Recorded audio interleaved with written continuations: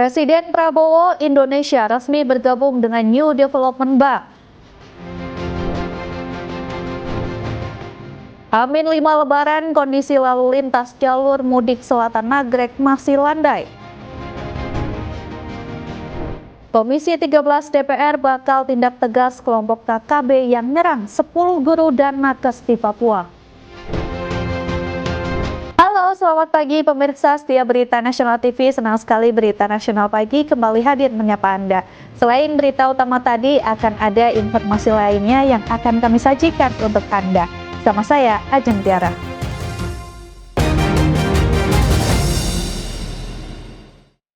Kita ke informasi yang pertama, pemirsa. Indonesia resmi bergabung dengan New Development Bank atau NDB setelah melalui berbagai proses dan pertimbangan. Presiden Prabowo Subianto menyebut keanggotaan ini akan menjadi dorongan kuat untuk transformasi ekonomi tanah air. Indonesia resmi bergabung dengan New Development Bank atau NDB. Keputusan ini disampaikan Presiden RI Prabowo Subianto usai bertemu dengan Presiden NDB Dilma Vana Rousseff di Istana Merdeka Selasa sore. Prabowo menyebut keanggotaan Indonesia di NDB akan menjadi dorongan kuat untuk mempercepat strategi transformasi ekonomi. Keputusan ini diambil setelah melalui proses pemeriksaan oleh Kementerian Keuangan dan diskusi dengan pihak terkait. Di sisi lain, Presiden NDB Dilma Vana Rousseff menyambut baik keputusan Indonesia bergabung. Menurutnya, RI memiliki peran strategis di kawasan dan menjadi salah satu negara prioritas dalam NDB, mengingat hubungannya dengan aliansi BRICS. Dengan bergabungnya Indonesia, NDB diperkirakan akan memperkuat kerjasama internasional dalam pembiayaan pembangunan, khususnya di negara-negara berkembang.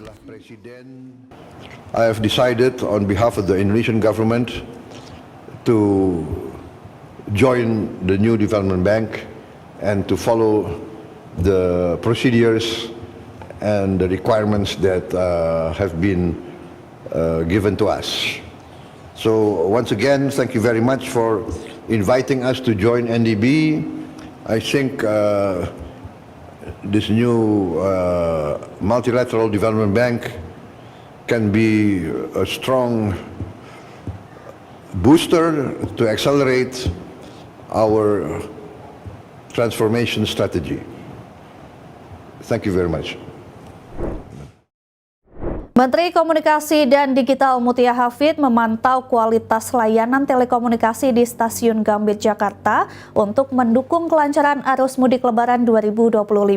Pemantauan ini dilakukan bersama operator seluler dan PT Kereta Api Indonesia untuk memastikan jaringan berjalan optimal.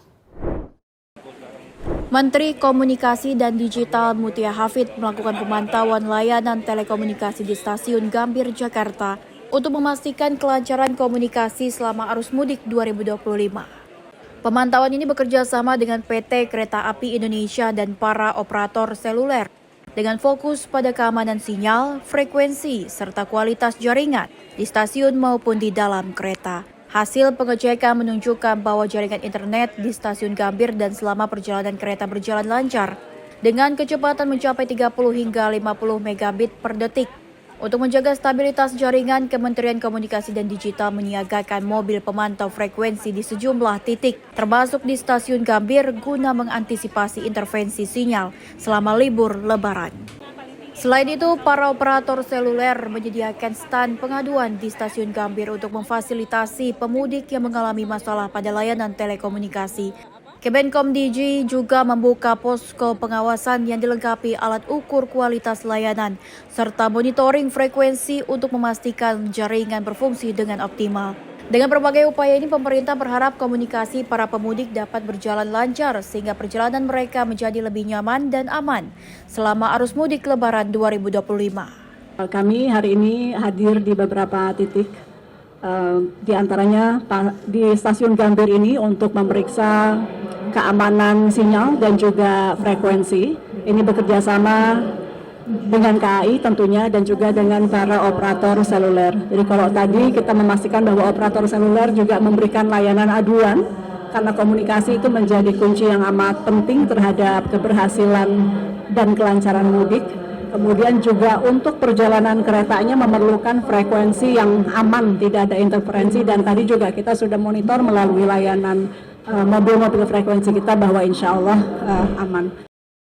Sementara itu, Menteri Energi dan Sumber Daya Mineral Bahlil Lahadalia pastikan stok bahan bakar minyak LPG hingga listrik aman jelang hari Lebaran.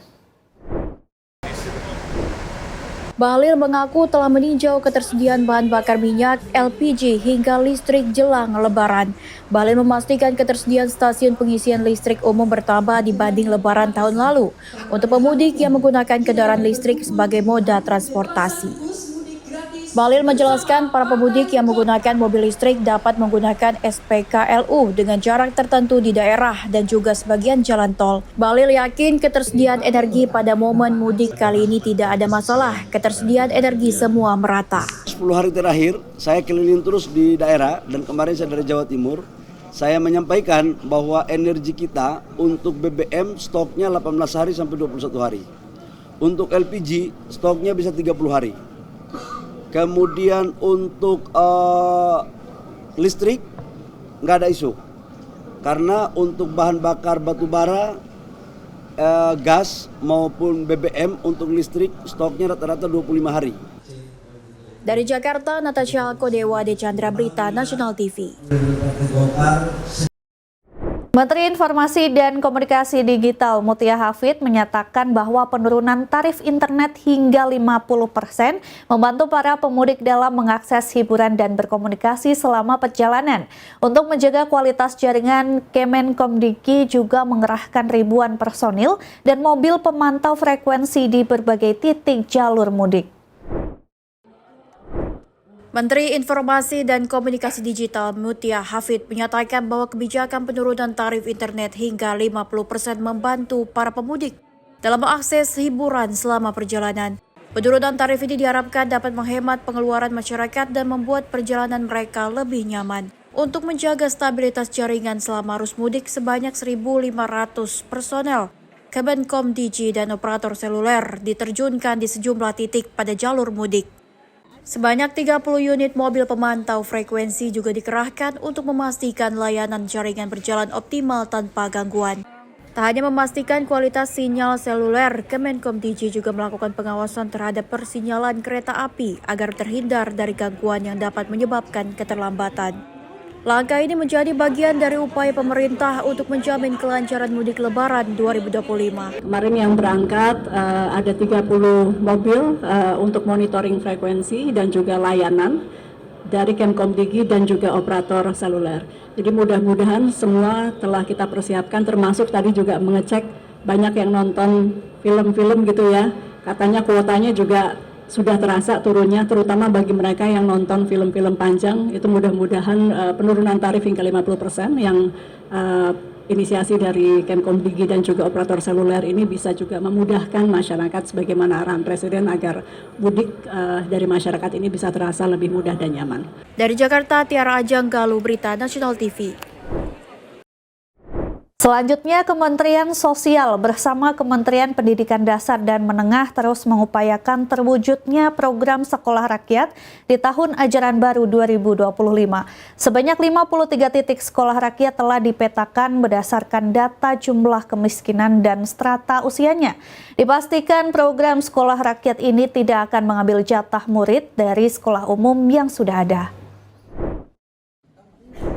Tim Formatur Sekolah Rakyat yang terdiri dari Kementerian Pendidikan Dasar dan Menengah dan Kementerian Sosial menggelar rapat tertutup guna membahas program Sekolah Rakyat di pemerintahan Prabowo Subianto.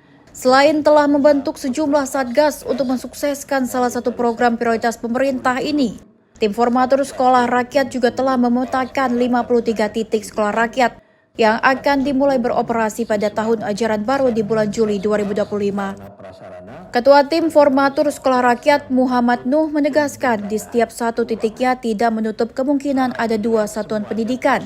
Pemetaan sekolah rakyat ini berdasarkan data jumlah kemiskinan dan strata usianya. Dipastikan program sekolah rakyat ini tidak akan mengambil jatah murid dari sekolah umum yang sudah ada. Jadi kita punya beberapa satgas, mulai dari satgas kurikulum, Satgas Rekrutmen Guru, Kepala Sekolah dan Tenaga Kependidikan, Satgas Rekrutmen Siswa, Satgas Satpers, Sarana Prasarana, dan termasuk Satgas yang menyangkut pendanaan keuangan. Informasi berita lainnya akan kami sajikan usai jeda berikut ini. Tetap saksikan Berita Nasional Pagi.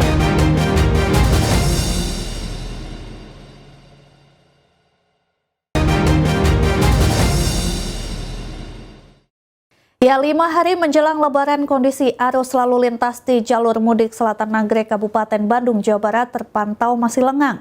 Belum ada antrian kendaraan yang cukup berarti di sepanjang jalur. Meski demikian, polisi mencatat pemudik lebih memilih untuk mudik di waktu dini hari, yang mana hal tersebut terlihat dari adanya lonjakan volume kendaraan di waktu-waktu tersebut, sehingga pada waktu siang hari arus lalu lintas menjadi landai. Kondisi arus lalu lintas di jalur mudik Selatan Nagrek, Kabupaten Bandung, Jawa Barat Rabu siang terpantau masih lengang. Pada H-5 perayaan Idul Fitri 1446 Hijriah kali ini, kendaraan yang melintasi jalur Nagrek menuju wilayah di arah selatan, seperti Garut, Tasikmalaya, dan sekitarnya relatif landai. Berdasarkan data dari petugas kepolisian, para pemudik sendiri cenderung lebih memilih untuk mudik di waktu dini hari. Hal tersebut terlihat dari adanya peningkatan volume kendaraan pemudik baik roda 2 maupun 4 terjadi pada waktu-waktu tersebut, sehingga hal itu berdampak pada landainya arus mudik pada siang hari. Meski demikian, pemudik dihimbau untuk tetap berhati-hati dan selalu waspada, terutama bagi yang hendak mudik melalui jalur Selatan Nagrek, mengingat jalur ini memiliki kontur jalan yang berkelok. Pemudik juga dihimbau untuk tidak ragu-ragu untuk singgah dan beristirahat di pos pelayanan yang disediakan petugas kepolisian. Jadi dini hari sudah ada penampakan atau tanda-tanda masyarakat mudik. Ini ditandai dengan peningkatan arus kendaraan, tapi subuh hari ya, itu sekitar 2000-an, hampir 2000-an lah yang tadi subuh.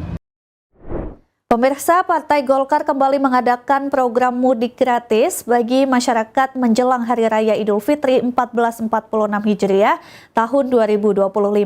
Acara pelepasan digelar di kantor DPP Partai Golkar Selipi, Jakarta pada Rabu pagi, yang dipimpin langsung oleh Ketua Umum DPP Partai Golkar Bahlil Lahadalia. Sebanyak 1.000 pemudik diberangkatkan menggunakan 20 bus menuju berbagai kota di Jawa Tengah dan di Yogyakarta, termasuk Madiun, Solo, Boyolali, Klaten, Yogyakarta, Bantul, Magelang, dan Kulon Progo. Setiap bus dilengkapi supir, kernet, dan koordinator untuk memastikan perjalanan yang aman dan nyaman. Peserta mudik terdiri dari 834 orang dewasa dan 186 anak-anak. Selain fasilitas transportasi gratis, Partai Golkar juga membagikan paket sembako untuk peserta dewasa yang berisi beras, minyak goreng, gula, teh, biskuit, susu kental manis, dan mie instan. Bagi anak-anak juga mendapatkan paket makanan ringan seperti susu, wafer, dan biskuit. Setiap pemudik juga menerima uang saku Rp100.000. Bahlil Lahadalia menyatakan bahwa program ini merupakan bentuk kepedulian partai terhadap masyarakat. Program mudik gratis ini juga mendukung kebijakan pemerintah dalam mengurangi resiko kecelakaan akibat penggunaan sepeda motor untuk perjalanan jauh. Kegiatan ini berada di bawah tanggung jawab anggota fraksi Partai Golkar Komisi 5 DPR RI dengan koordinasi Kapoksi 5 Ridwan Bae serta dukungan anggota fraksi lainnya. Alhamdulillah, hari ini DPP Partai Golkar melepas mudik gratis, dan ini sebenarnya merupakan program rutin tiap tahun yang sudah dilakukan oleh Partai Golkar. Golkar ini kan dekat dengan rakyat, dan ini diinisiasi oleh kader Partai Golkar yang ada di Komisi 5 di bawah pimpinan Pak Ridwan Bae. Dari Jakarta, Natasha Kodewa, di Chandra Berita Nasional TV. Sementara itu, ribuan penumpang pesawat di Bandara Internasional Soekarno-Hatta, Tangerang, Banten mulai meninggalkan Jakarta untuk melakukan mudik lebih awal. Bahkan pihak pengelola mencatat mulai mengalami peningkatan. Mereka yang kembali ke kampung halaman, kebanyakan para pelajar yang sudah mendapatkan libur. Suasana Terminal Domestik 1B Bandara Soekarno-Hatta, Tangerang sejak pagi hari mulai dipadati para calon penumpang yang akan pulang ke kampung halaman maupun liburan ke sejumlah destinasi wisata di dalam negeri.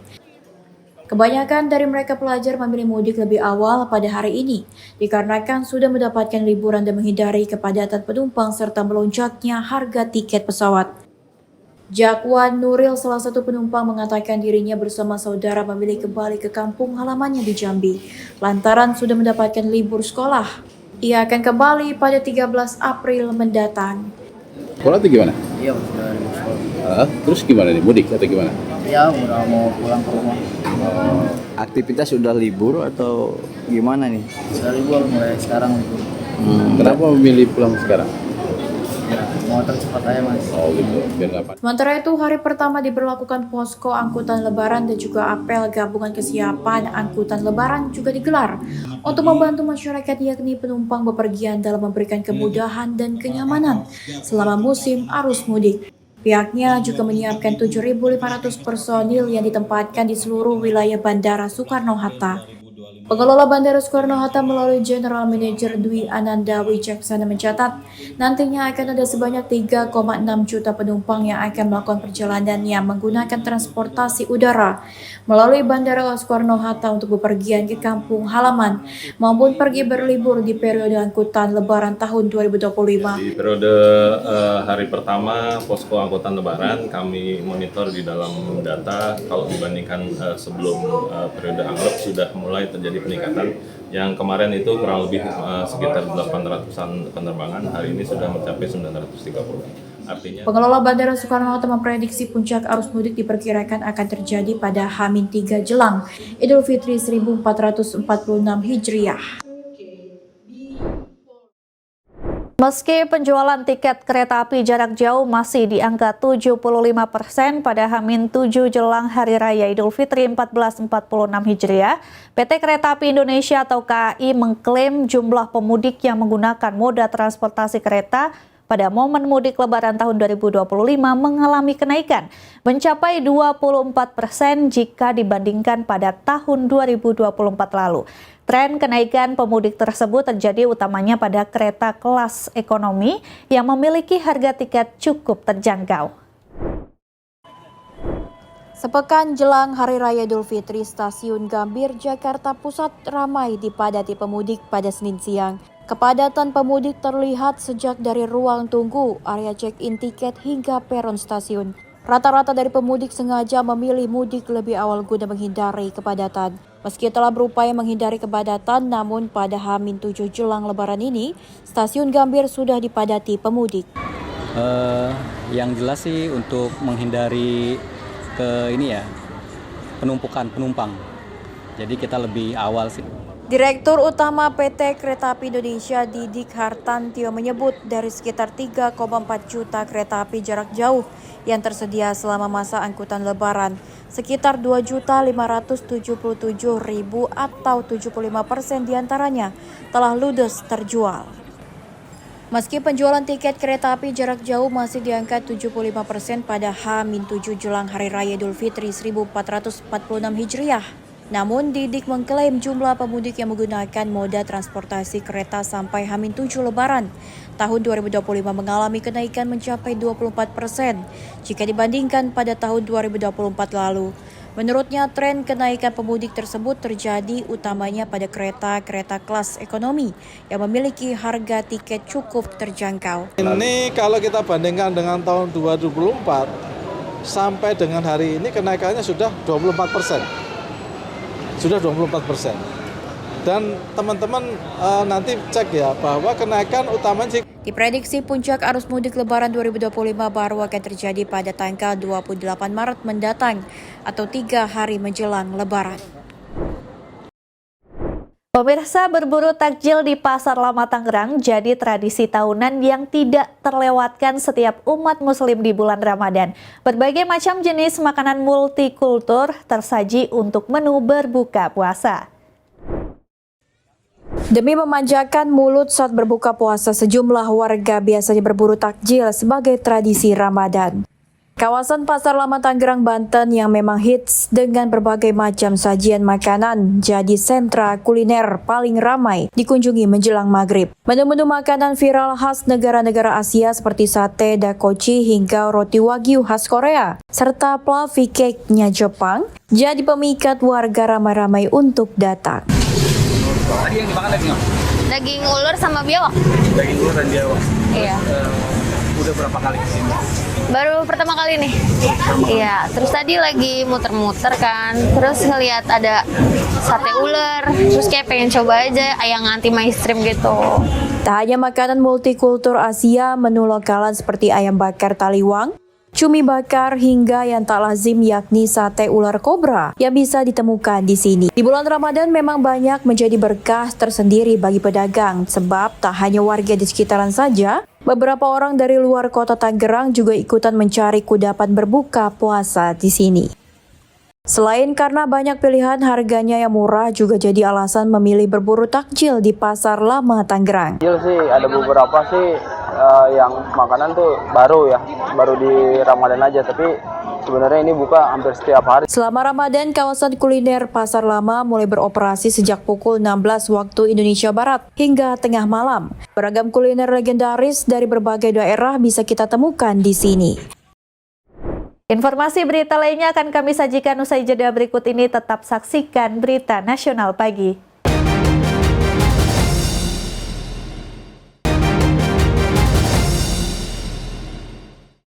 Terima kasih Anda masih bersama kami. Pemirsa, anggota Komisi 13 DPR RI Ali Mazi mengatakan Komisi 13 DPR RI akan menindak tegas kelompok kriminal bersenjata yang menyerang 10 orang guru dan tenaga kesehatan di Yahukimo, Papua.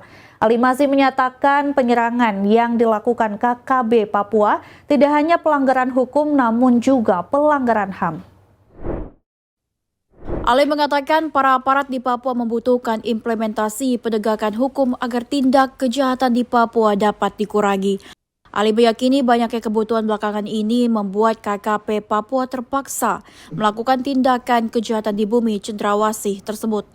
Menurutnya tindakan KKB di Papua harus ditindak sesuai hukum dan ketentuan yang berlaku di Indonesia. Lebih lanjut, Ali berjanji akan mencoba berkoordinasi dengan aparat hukum di Papua, mulai dari polisi, TNI, hingga para aparat yang bertugas melakukan penegakan hukum, baik Kamtibnas maupun Stabilitas Nasional. Kapolri Jenderal Polisi Listio Sigit Prabowo melakukan rapat koordinasi bersama Menteri Koordinator Bidang Pembangunan Manusia dan Kebudayaan PMK Pratikno di res area KM 57 Tol Jakarta Cikampek. Turut hadir Panglima TNI Jenderal Agus Subianto dan Gubernur Jawa Barat Deddy Mulyadi, serta sejumlah kepala badan dan kepala lembaga. Turut hadir diantaranya Menteri Kesehatan Budi Gunadi Sadikin, Menteri PPPA Arifah Fauzi, Kepala Basarnas Marsikal Madia Muhammad Syafi, Kepala Badan Nasional Penanggulangan Bencana BNPB Letjen TNI Suharyanto, beserta Kepala BMKG Dwi Korita Karnawati. Kapolri bersama Pratikno meninjau terlebih dahulu sejumlah fasilitas yang disediakan di res area tersebut. Mereka memantau tempat laktasi, toilet umum, posko kesehatan, hingga tempat peristirahatan bagi pemudik. Kemudian menyambangi pemudik yang memilih beristirahat di area itu, Kapolri Listio Sigit bahkan memberikan goodie bag bagi pemudik. Terima kasih menambahkan apa yang disampaikan oleh Bapak Menko PMK. Hari ini kita bersama-sama melaksanakan pengecekan langsung di kilometer 57 yang merupakan salah satu rest area yang digunakan oleh masyarakat yang dilengkapi dengan berbagai macam fasilitas, dan ini tentunya perlu kita apresiasi. Setelah itu Kapolri dan jajaran menteri serta kepala badan dan kepala lembaga langsung menggelar rapat koordinasi tertutup. Dari Jakarta, tim redaksi Berita Nasional TV mengabarkan. Pemirsa, informasi tadi sekaligus mengakhiri jumpa kita. Demikian Berita Nasional Pagi telah menemani Anda. Saya Ajeng Tiara beserta kru yang bertugas pamit undur diri. Terima kasih dan sampai jumpa.